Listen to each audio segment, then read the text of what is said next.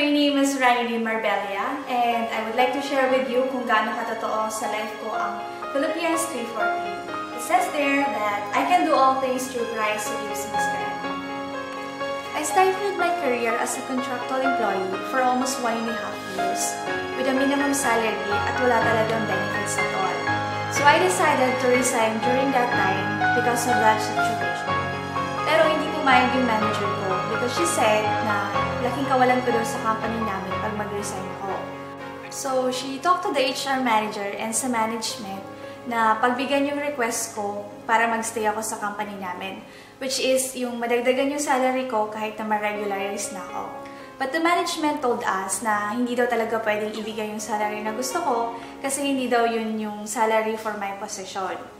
They decided to give me an assessment suitable dun sa salary na request ko. And with God's favor, I passed the assessment.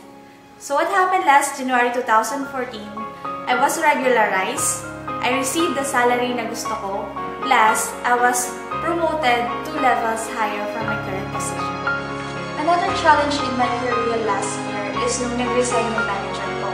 She entrusted to me almost all managerial role na handle niya. At first, it was overwhelming sa side ko dahil nagsabay-sabay yung ginagawa ko sa trabaho. Handle leading the team, i-manage lahat ng mga marketing activities ng company namin. So, na-culture shock ako during that time because of that transition.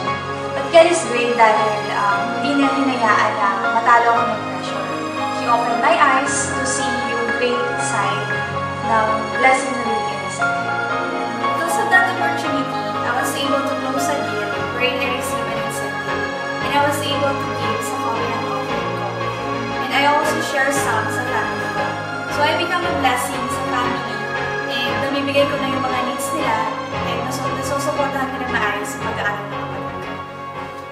Indeed, God is amazing. Dahil habang nagsiserve ka sa Kanya, He is faithful on His blessings and favor. Recently, I had another promotion. Promotion in my ministry. I was promoted as 144 of Pastora Geraldine. And 6 na leaders from my team are now part ng team na dati kong leader.